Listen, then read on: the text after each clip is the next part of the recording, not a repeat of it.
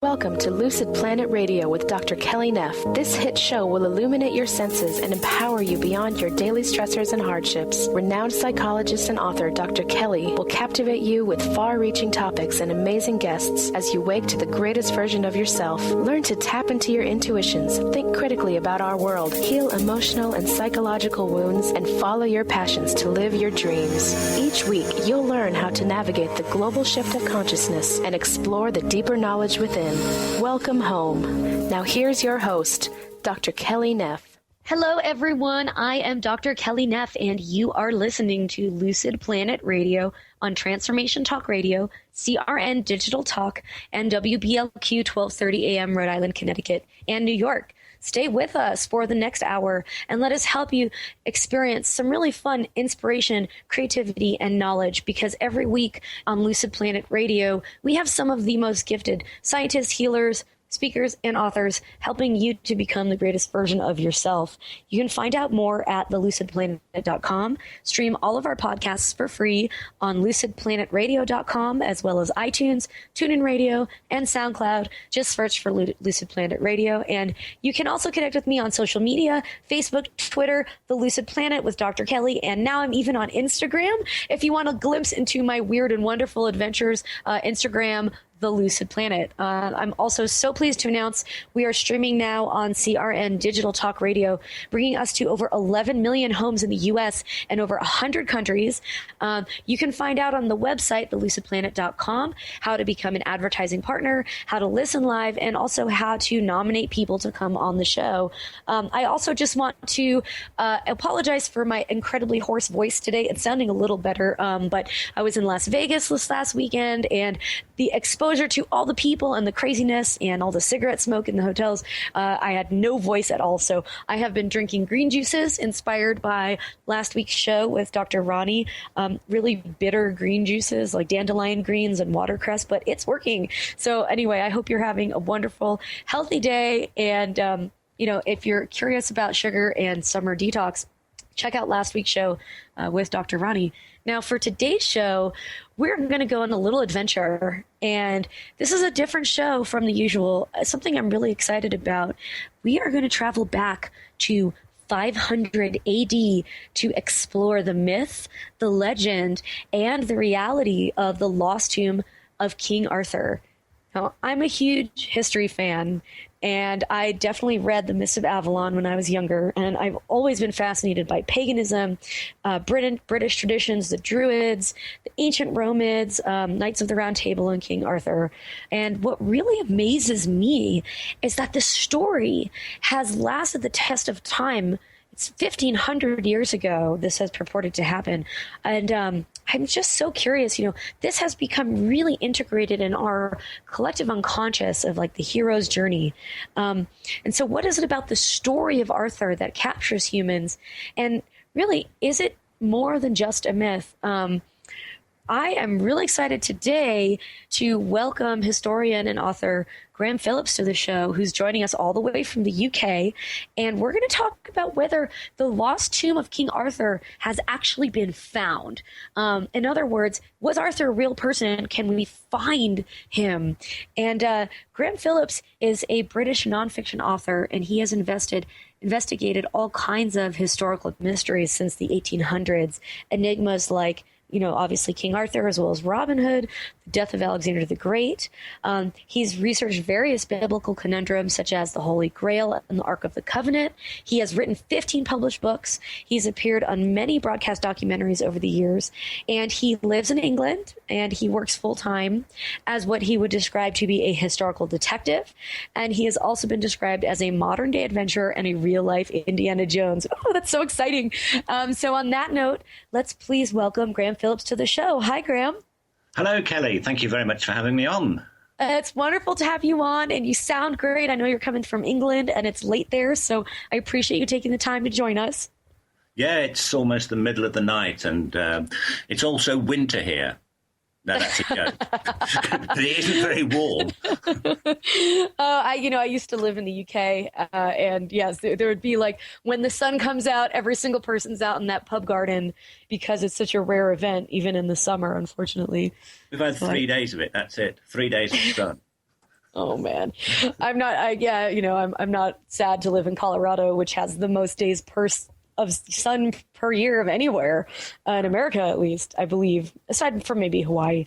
But anyway, I'm very excited to have you on to talk about King Arthur. Now, a lot of us have seen the movies, we've read books, we've seen plays, but for those of us maybe who haven't, would you be able, Graham, to kind of summarize for us what the legend is of King Arthur? Yeah, the legend, which pretty much started to be written down in the mid-1100s, is that King Arthur was an ancient monarch who united Britain into one country to fight invaders who were the Anglo-Saxons who came from Germany, landed by ship and started to overtake the country. The native Britons were Celts. Arthur is said to have united them to fight off the invaders around the year 500 AD. So that was over, 600 years before the story began to be written down in the modern form. In this story, Arthur proves himself king by drawing a sword from a stone. Mm-hmm. And after this, he becomes king at quite a young age. Then he is guided by an elderly wizard by the name of Merlin, who advises him to build this magnificent city, the greatest city in all of England, called Camelot, where he rules with his knights of the Round Table. They're all supposed to have sat around a round table so that none of them could have precedence by sitting at the top. Mm. And these knights, they go on many adventures, including, for example, the search for the Holy Grail, which was said to be a magnificent enchanted chalice that if you drank from it could cure all ills. When Arthur becomes sick, they go searching for that and eventually find it. When Arthur grows up, he eventually comes into conflict with his nephew, Mordred, who tries to overthrow him in a revolution. And during a battle between Arthur and Mordred, the two kill each other. Well, Arthur falls mortally wounded. Mordred is killed outright. And as Arthur lies dying on the field of battle, one of his knights, he tells him to take his magical sword Excalibur, which makes him almost invincible, well, certainly until that point, and to throw it into a nearby lake. And when he does so, the arm of a mysterious nymph called the Lady of the Lake grabs the weapon and takes it down into the water. And then when the knight returns, he sees Arthur being sailed across this lake to an island on the middle called Avalon, where he's laid to rest. Mm-hmm. Gosh, I have so many questions. What a story! What a story, though, right? I mean, of course, we love this story. It's got everything in it. It's a real underdog story, and it's got mystery and intrigue and magic and love, betrayal, all things that make a great story. One thing I wanted to say, which was I read in your book, The Lost Tomb of King Arthur, really, which is out now in the U.S., came out a couple months ago, correct? Correct. I read you offer a conjecture that, one thing that's glaring to me is why did it take 600 years to write the story down? Now, could it be, and you mentioned the kind of the paper shortage, or that the paper that they had on mainland Britain would disintegrate, and so they weren't able to really record anything? That's true. The period between when the Romans left Britain, because once the Romans occupied this country, until the 400s, when the Roman Empire collapsed and they left, from then until the Middle Ages, which start about the year 1100, there's a period of 600 years called the Dark Ages. And the real reason it's called that is because law and order collapsed, the country broke up into separate kingdoms, and there was really no civilization from much of this period like there had been in Roman times and there would be later.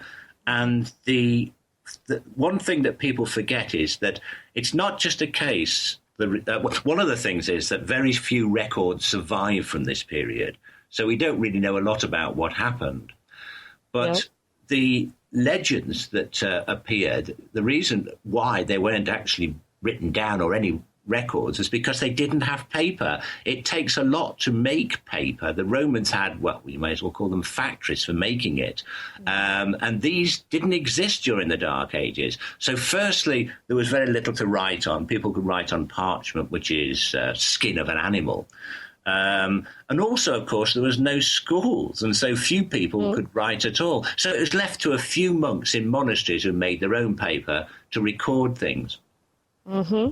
And your book, we'll talk more about this after the break, but your book discusses how the amount of research that you did to find whether Arthur was an actual historical figure, taking you all over the place. And you cite a lot of writings from the 1100s. I remember reading about there's a whole Welsh annals of history that they kind of summarize the 500-year period, and that was written in like 900 or something. And this just kind of blows my mind to think that what the story would sound like if the story was real, it must have been totally translated into some epic game of telephone. And on that note, we're going to take a quick break, and when I come back, Graham Phillips is going to tell us whether or not there's any evidence that King Arthur was an actual real person, that Camelot was real, was Excalibur real, and if real, can we find it? So stick with us, and we will be right back after this short break. In the town where I was born lived a man who sailed to sea, and he told us... What if your body and mind were the compasses to the secrets, mysteries, and magic of life? Glenna Rice, co-host of The Questionable Parent, is inviting you to access all that is possible. Glenna is a 10-year certified veteran access consciousness facilitator who offers an amazing variety of life-changing classes and workshops. Work with Glenna from anywhere, with teleclasses and workshops all over the globe. To learn more and see Glenna's current schedule of events, classes, and workshops, visit glennarice.com. Chris Stanis is a spiritual leader and healer and teaches a course on how you can transform your life through a meditation and healing system that will manifest your spirit's dreams. She manifested the Women of Wisdom Conference, the Women of Wisdom book, and this radio show. And she can show you how to change your life too. Are you ready? Visit the website and contact her at voicesofwomentoday.com. That's voicesofwomentoday.com. Are you ready for a game changer? Sarah Westall is bringing you Business Game Changers Radio. Sarah brings you leading experts, visionaries, and newsmakers who provide the best commentary on big issues and cutting-edge innovations. Sarah's 20 years as a business executive will help you think like an entrepreneur with expertise, energy, and attitude. Tune in to Business Game Changers Mondays at noon Pacific, 3 Eastern on TransformationTalkRadio.com. Hi, I'm Tim Darter. And I'm Steve Kramer. Join us on Spirit Fire Radio. Discover how to add the mechanics of meditation to your day. And watch yourself connect in a whole new way. Find the amazing moments in life's routines that often pass us by. Add to your awareness with Spirit Fire Radio. Tune in each Wednesday at 9 a.m. for your weekly guide to practical mindfulness. And to learn more, visit www.spiritfireradio.com. Introducing the Lucid Planet, a digital gathering place featuring cutting-edge, high-vibrational content that will empower and inspire you to become the greatest version of yourself. Visit the Lucid Planet today to stimulate your mind, body, and soul as you connect with a global community of like-minded people. The Lucid Planet is edited by renowned psychologist and author Dr. Kelly Neff, who is here to help you cope with anxiety, connect to your higher purpose, uncover your true passions, and live your dreams. Dr. Kelly's fresh, compassionate perspective emphasizes growth, transformation, healing, and thriving, even in the face of adversity. Say goodbye to bad news and low-vibrational media for good and become part of the larger collective of people working together to navigate the global shift of consciousness and transform the world from within. Join the planet, the Lucid Planet. Visit thelucidplanet.com. Welcome home.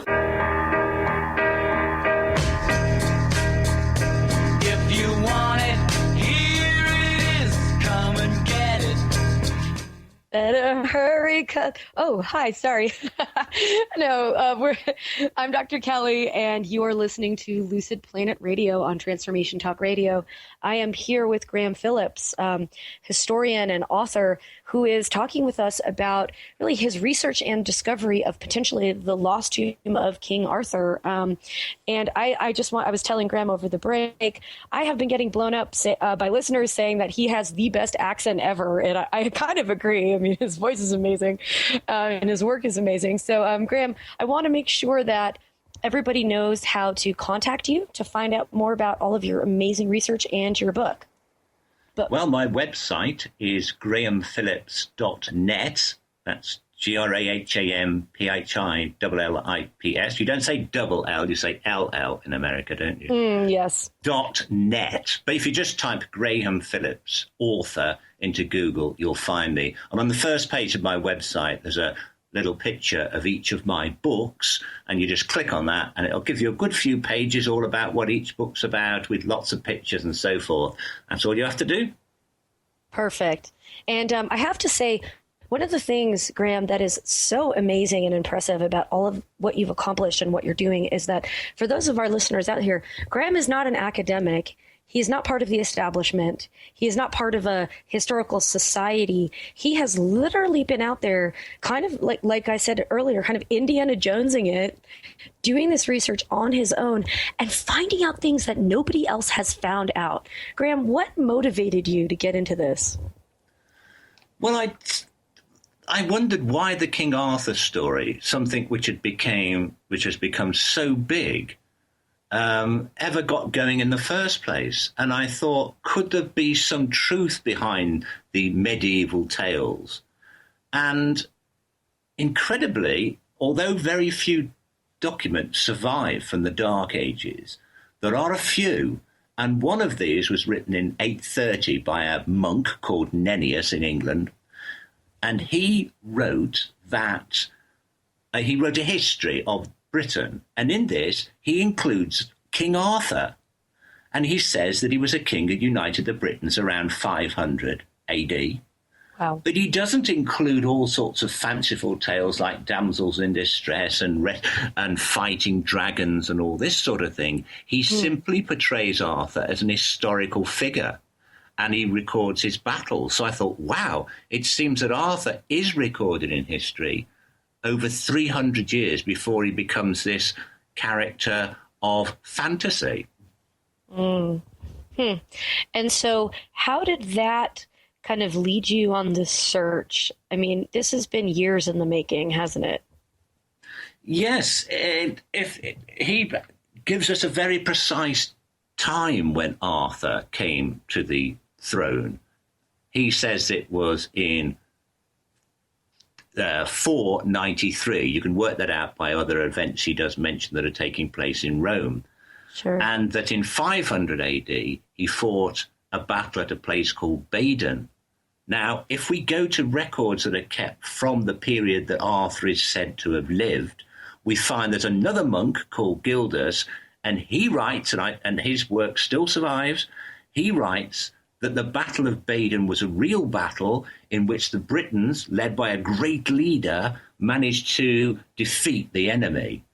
But he doesn't name this leader. But it does show that the Battle of Badon, of which the later Nennius tells that Arthur beat the Anglo-Saxons, was a real battle recorded by somebody who was actually alive at the time. So this is potentially more than just a story.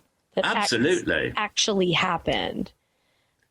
Yeah, what's really fascinating is that what I decided to do was to say, okay, if there's a chance that Arthur was a real figure, then where did he come from? Now, some people might say, well, he came from Camelot. So look at a place called Camelot. There isn't any such place called Camelot in Britain. And probably there never was, because the name Camelot was invented by a 12th century poet to rhyme with the word Lancelot. But there are earlier references to Arthur ruling from this magnificent city, the capital of Britain. So what was the capital of Britain in 500 AD? It wasn't London, because that had been overrun by the Anglo-Saxons. But archaeology has now discovered that the biggest and most powerful city in the country at the time was a place called Viraconium, right in the centre of London, right in the centre of England. And it was an old Roman city. And the archaeology has shown that it was completely refortified and still being occupied at the time Arthur is said to have lived. And they believe, from what they have discovered in the excavations, that it was the most prosperous city in Britain at the time Arthur is said to have lived. You can still actually go around the ruins of it now. It's in the middle of fields and it's open to the public. You can see the walls and the foundations, and there's a little museum on the site with the discoveries made there on show. And what was most incredible is right in the middle of this city in 500 AD, archaeologists determined that somebody had built a massive great mansion, Roman-style mansion, and whoever lived there, they believe, must have been the most powerful warlord in Britain at the time. Mm-hmm. So I'd got a place that could have been an historical Camelot. Mm-hmm. And so what do? You just figure out who the ruler was and that's him?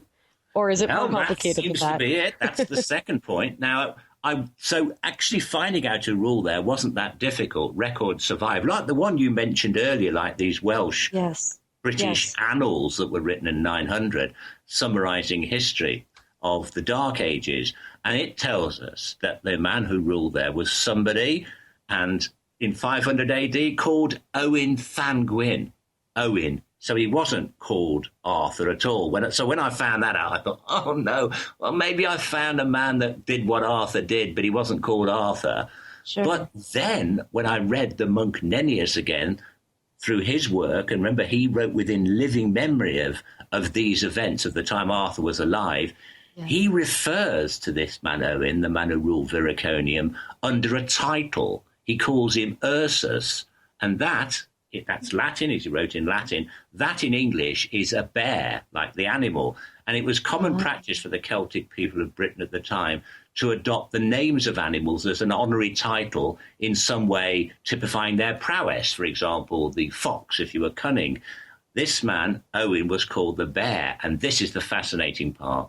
When you translate bear into Brythonic, which was the language spoken in Britain in 500 AD, the word for a bear is Arth, A-R-T-H. Oh, wow. And Arthur means the bear. The actually goes after the word rather in front of it, sort of like the same as you get in Japanese. Yeah. So the man who ruled from Viraconium at the very time, which was the most powerful city in the country, at the very time that Arthur is said to have ruled the most powerful city in the country, was called Owen, and his title was Arthur. So case closed. He existed. I found out where he was and where he came from. And what has been the reaction of the kind of historical, archaeological community? In other words, why did it take this long to make this connection? The archaeological community have been really quite favourable to me. They've actually helped me very much, giving me access to the information that they've discovered, helped to, as I'll talk about in a little while, even do a geophysics scan of certain places that became involved in the search. In other words, they were able to use expensive ground-penetrating radar to see what lies below the ground without the need to dig. So archaeologists have been very helpful. Historians, on the other hand, have tended to say, well, he can't have found King Arthur. Why? Well, he didn't exist. Now, what they mean by this is the Arthur who is supposed to have fought dragons, rescued damsels in distress and all the rest of it, may not have existed. And I'm not saying that man did. Mm-hmm. Whatever he really did or didn't, I don't know. But there was definitely an historical figure who did the main things Arthur is said to have done, upon whom the legend was based. And they don't really like to get their head around that, because if historians start to talk about Arthur, it's almost sacrilegious for them to do so. It's too controversial, so they stay away from it. So they don't. But no one's proved me wrong. Nope. No one's even proved any of it wrong. No, and that's the thing. It's funny. It's good old academia in so many ways. It can be so progressive, but it can also be so kind of crony ivory tower, because if you rock the boat, then you change the whole story of everything that we've already learned. That whole paradigm then needs to shift. And that's very threatening. Anytime there's a new idea that's a threat to the status quo, the establishment is going to kind of fight you on it. We have to take a break, but I really want to know, because what I really want to know when we come back is about the tomb, the resting place. And I think from there we'll kind of understand, because if anyone could prove you wrong, if they could just find the tomb somewhere else, or it didn't exist, but if it exists, that adds a whole nother layer to the story. Wouldn't you agree, Graham? Absolutely. I mean, find him somewhere else and I'm in trouble. Yeah, right. But still, it'd be cool. Anyway, on that note, you're listening to Lucid Planet Radio with Dr. Kelly. And when we come back, Graham Phillips and I will continue to explore the mystery, the legend, and the reality surrounding King Arthur and the Lost Tomb. And we're also going to talk about Excalibur and Avalon. So stick with us and we will be right back.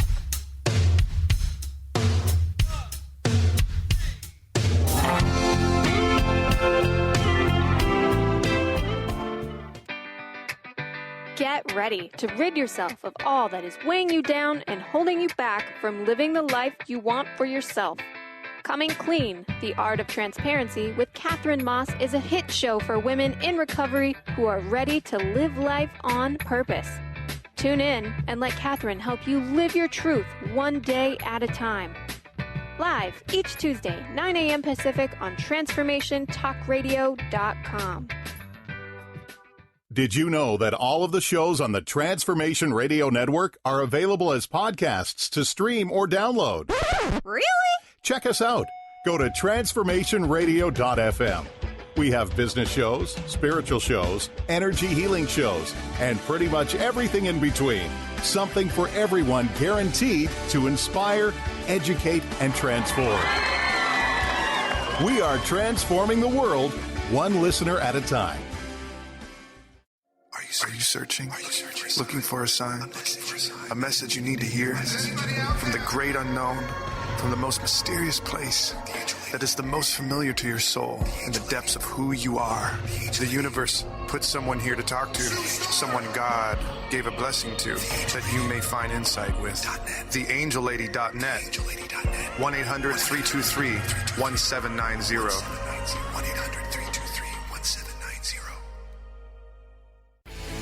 Get into it for 2016. Do you want more prosperity, clarity, energy, and balance in your life? Join Lynn Brown now for one of her amazing workshops, each focusing on a key part of living your best life. For more information and to register for one of these amazing workshops, visit lynnbrownevent.com. That's lynnbrownevent.com. And get into it this 2016 with Lynn Brown. Introducing the Lucid Planet, a digital gathering place featuring cutting-edge, high-vibrational content that will empower and inspire you to become the greatest version of yourself. Visit the Lucid Planet today to stimulate your mind, body, and soul as you connect with a global community of like-minded people. The Lucid Planet is edited by renowned psychologist and author Dr. Kelly Neff, who is here to help you cope with anxiety, connect to your higher purpose, uncover your true passions, and live your dreams. Dr. Kelly's fresh, compassionate perspective emphasizes growth, transformation, healing, and thriving. Even in the face of adversity, say goodbye to bad news and low-vibrational media for good and become part of the larger collective of people working together to navigate the global shift of consciousness and transform the world from within. Join the planet, the Lucid Planet. Visit thelucidplanet.com. Welcome home.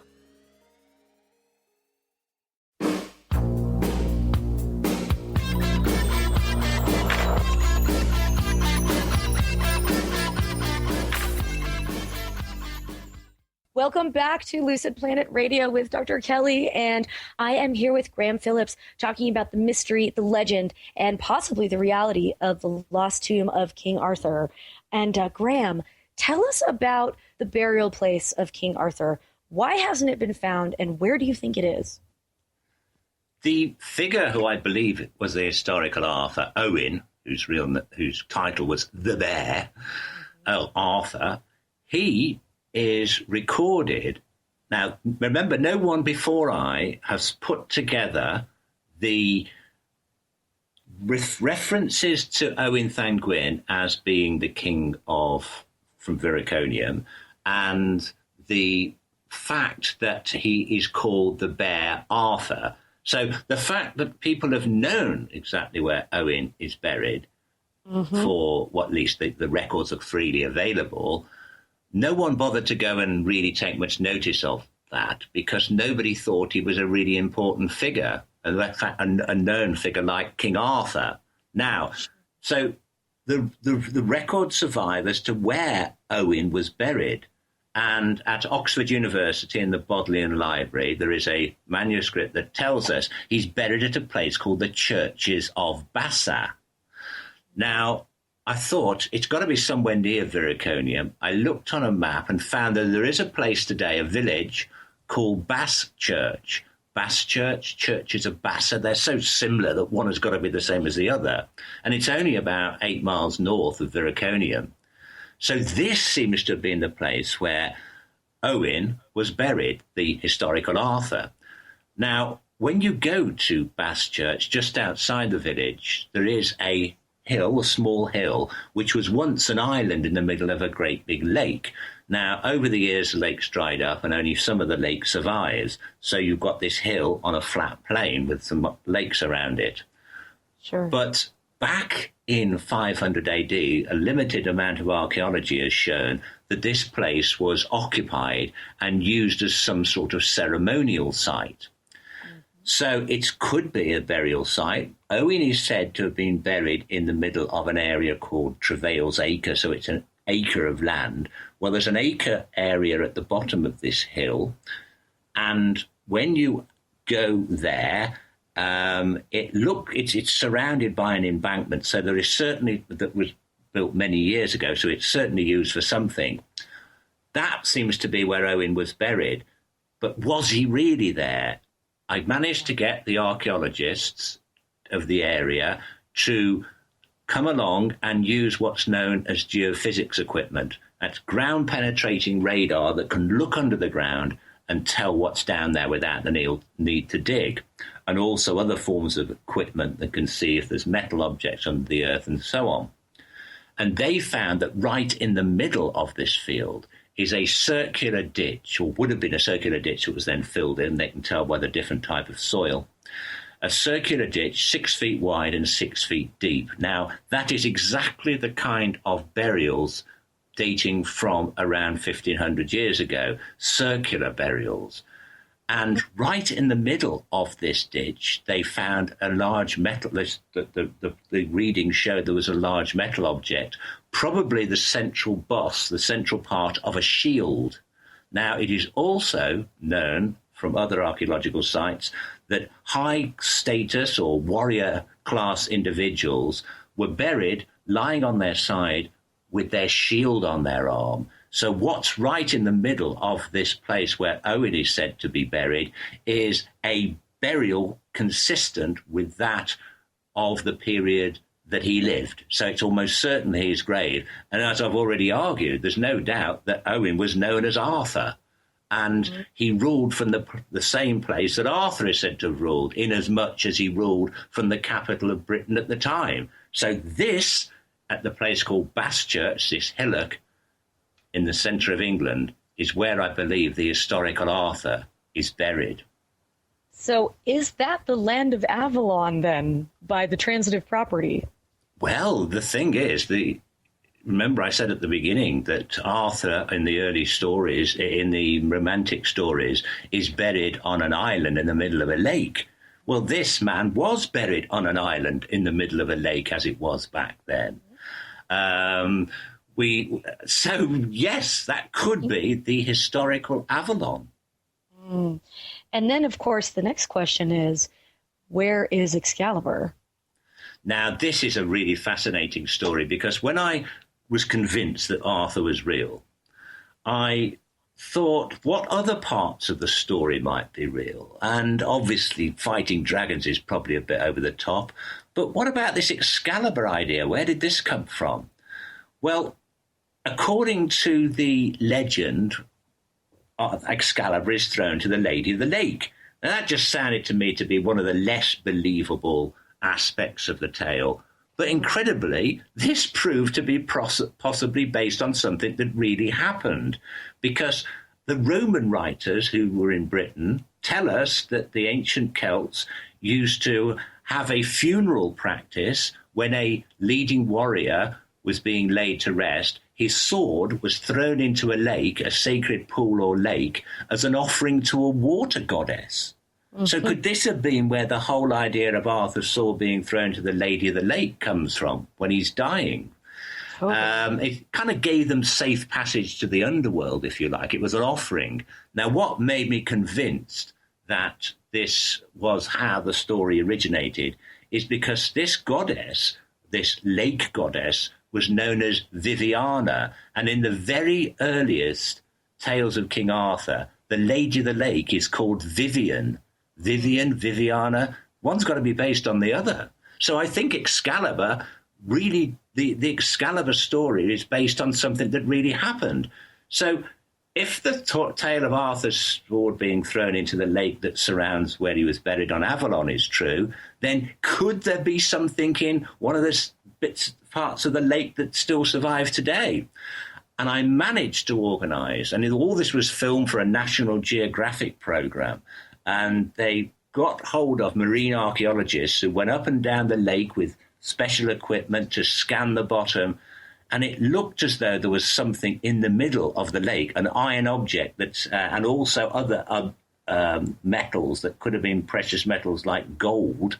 Arthur's sword is said to have had a golden handle, and they were so convinced that there could be something down there that might be a sword that divers were brought in, underwater archaeologists, and they went down. But unfortunately, the waters were so dark and peat-stained, and there was like 3 feet of mud at the bottom. Until they've actually got dredging equipment, it's impossible to tell what this is. I see. And is that just super expensive or just logistically very challenging? The problem is to get a dredger boat into a lake which hasn't got a river connected to it. That's true. You'd have to build it there. Or you'd have to get some really expensive trailer attached to a big truck. It's the logistics, it's the expense at the moment. And it might just turn out to be anything down there. There's not enough evidence to really get this going with getting people to pay a lot of money. But there is enough evidence to have an archaeological dig at the place where I think Arthur's buried. The problem is that they won't allow one there because the area, as it's known to be an ancient site, has a protection order slapped on it by the government. And there's an organisation called English Heritage that decides what dig's going to happen and what can't. And at the moment, even though the landowners were happy about a dig, even though the archaeologists were prepared to do it, even though the money was there to do a dig, the problem was that English Heritage said no, and we're still trying to fight that now. Do you think it's, again, because of that same thing of what happens if, they find it and it is him, or they find Excalibur, or they find the tomb, and then we'll have to change the story? Or why? What do you think? I think the reason is that they're frightened of the situation where somebody who is not a big academic name or any kind of academic name at all has managed to put all this stuff together, and they haven't. With all due respect to them. Sounds about right. Well, I love in your book you talk about the reason why you've been able to do this, how you've synthesized many different fields of inquiry. And the technology is also there, that you've gone from the geological side, the archaeological side, the historical side, language. You've studied all these different things and combined them in a way that's very unique that nobody else has. Yeah, that's it, really. I mean, the historians have got part of the story. Folklorists have got another part. Literary scholars have got another part, and so have archaeologists. But these disciplines never talk to each other. They can't stand each other. So what I've simply done is to bring them all together like assembling a huge jigsaw puzzle, and managed to solve it that way. And also, as you rightly point out, that the technology now is available. It wasn't until relatively recent that you could do this sort of geophysics. And also, it's only recently that Viriconium has been properly excavated. Yeah. So I've got an advantage. Yes. Oh, absolutely. But I mean, these things come together. And it's always this kind of divine situation where all of these elements come together at once to produce something really magical. That's what innovation is for me. So it makes a lot of sense. And I would just love to know what is in that burial site. Well, curiosity. maybe he'll be dug up soon, because the actual date of the death of this guy, Owen Thangwyn, was exactly 1,500 years ago this October. Oh, wow. That's kind of exciting. Maybe something will happen then. I don't know. Maybe you just never know. Maybe his spirit will come back and it'll magically jump out of the ground. On that note, we're going to take our break. And when we come back on Lucid Planet Radio with Dr. Kelly, Graham Phillips and I are going to wrap up the show. And we're going to talk a little bit more about, the excavation, the potentiality for finding King Arthur and Excalibur. And I also want to bring up some of the other interesting characters of the story, like Morgan Le Fay and Merlin, if they were real too. So hang in there, and we'll be right back in a few minutes.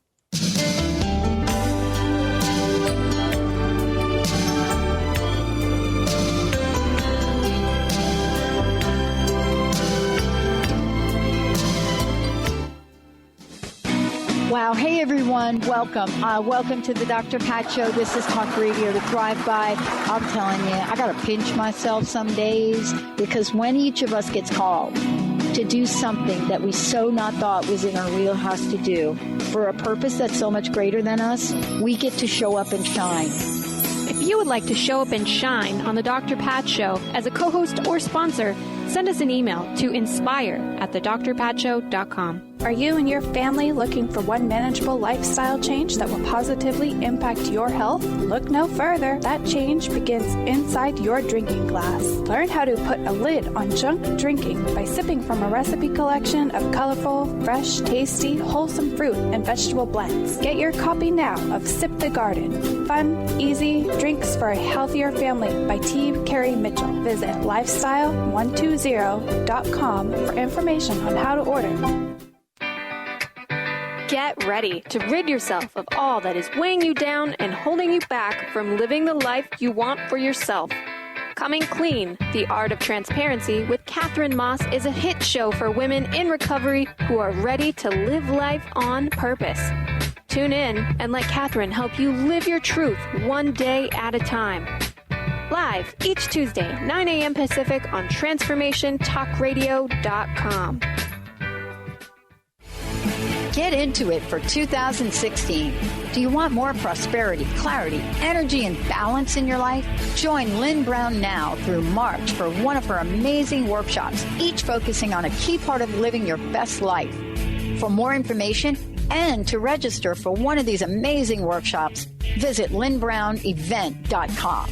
That's lynnbrownevent.com. And get into it this 2016 with Lynn Brown. Introducing the Lucid Planet, a digital gathering place featuring cutting-edge, high-vibrational content that will empower and inspire you to become the greatest version of yourself. Visit the Lucid Planet today to stimulate your mind, body, and soul as you connect with a global community of like-minded people. The Lucid Planet is edited by renowned psychologist and author Dr. Kelly Neff, who is here to help you cope with anxiety, connect to your higher purpose, uncover your true passions, and live your dreams. Dr. Kelly's fresh, compassionate perspective emphasizes growth, transformation, healing, and thriving, even in the face of adversity. Say goodbye to bad news and low vibrational media for good and become part of the larger collective of people working together to navigate the global shift of consciousness and transform the world from within. Join the planet, the Lucid Planet. Visit thelucidplanet.com. Welcome home.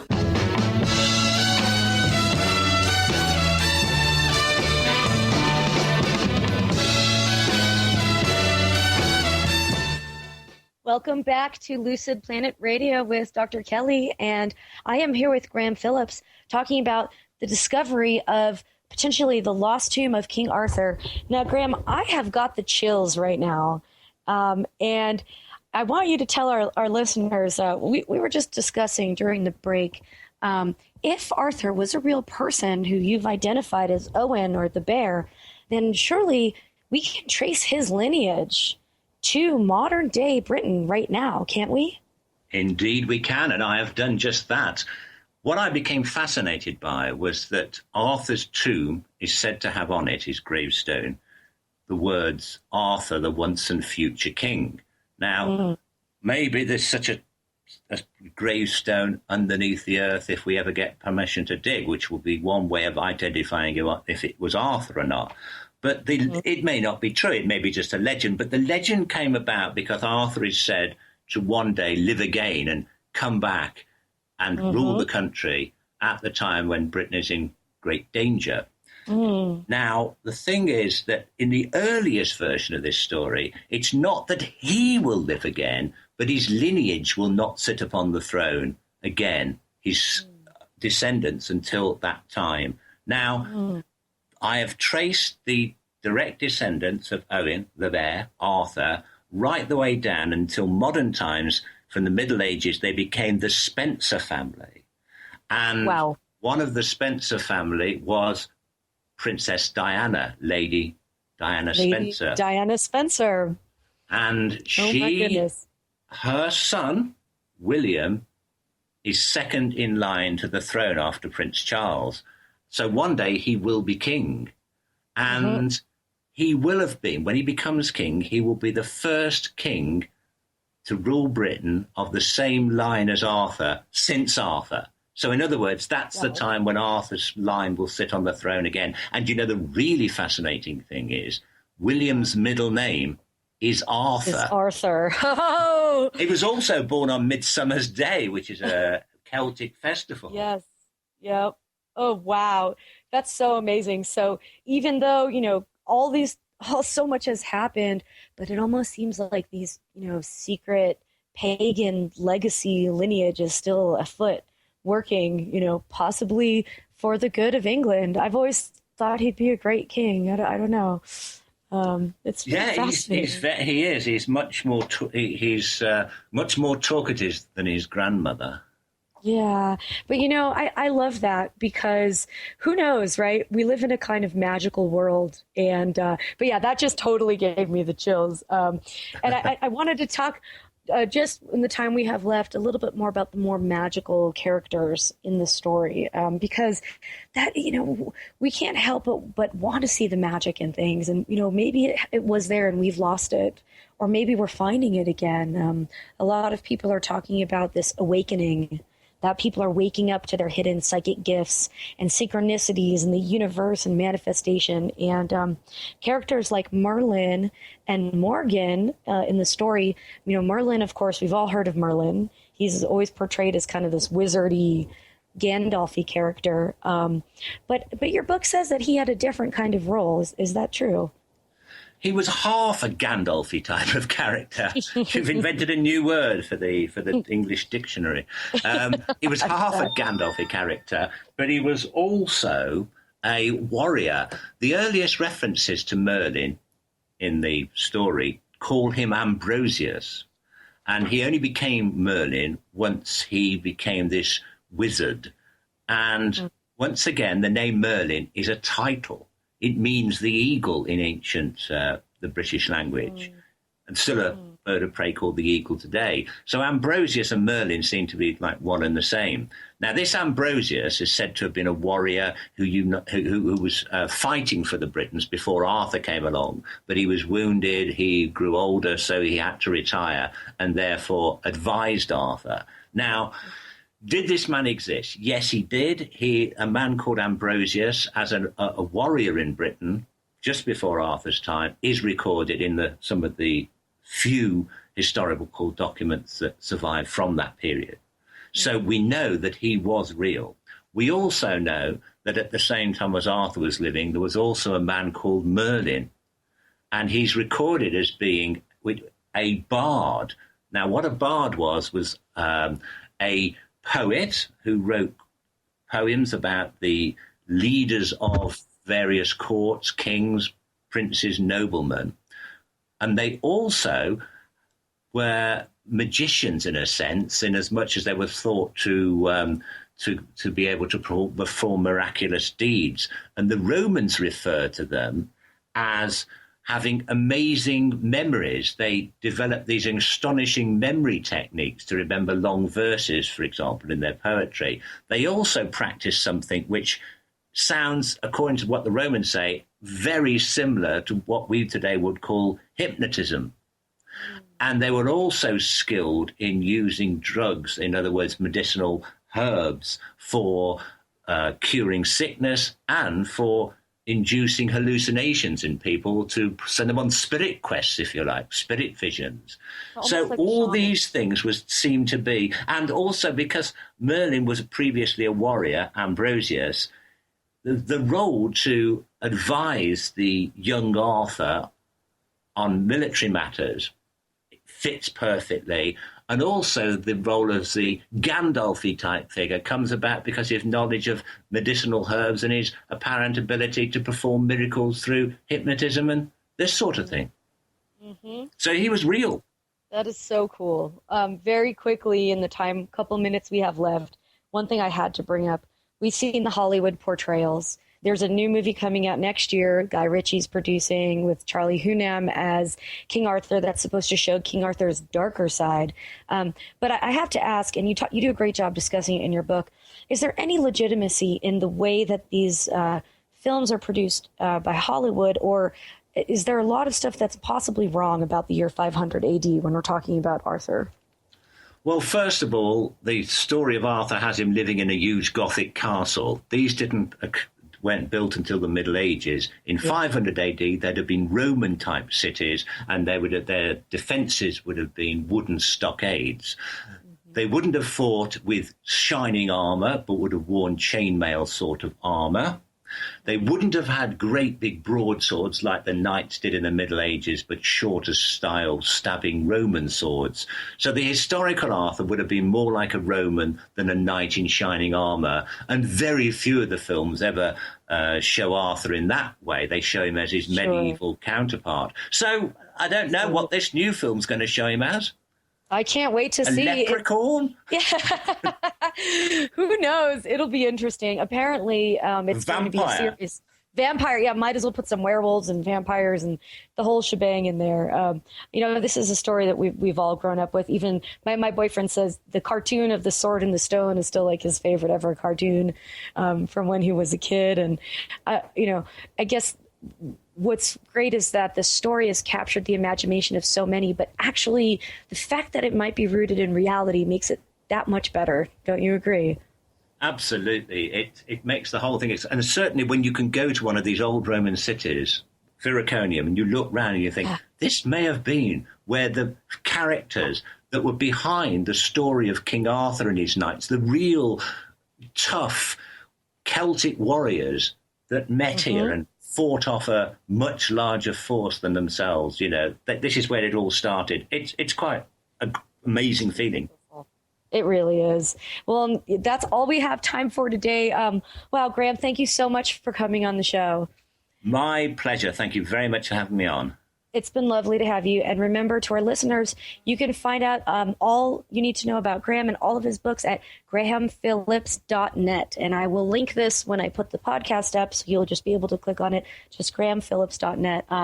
I love doing this show. I hope that our listeners had such a wonderful time like I did. And you can join us every Wednesday, 5 p.m. Eastern, 4 p.m. Central, 3 p.m. Mountain, 2 p.m. Pacific, and I don't know what time it is in the UK now, but that time in the UK, maybe 11 p.m. You can also, again, follow us on Facebook, Twitter, and Instagram, as well as going to thelucidplanet.com and checking us out on iTunes and SoundCloud. Listen to all 53 episodes so far. Wow. Next week, I will have author Sherry Brown on the show, who is going to share with us the 7 commandments for happiness and prosperity. I think we could all use some of that. So stay tuned, light and love, and I will see you next week. You've been listening to the hit show, Lucid Planet Radio, with renowned psychologist and author, Dr. Kelly Neff. Tune in each week as we illuminate your senses and empower you beyond your daily stressors and hardships. This hit show will captivate you with far-reaching topics and amazing guests as you wake up to the greatest version of yourself. Learn how to navigate the global shift of consciousness as you explore the deeper knowledge, passion, and purpose within. Visit lucidplanetradio.com for upcoming show topics and to contact Dr. Kelly.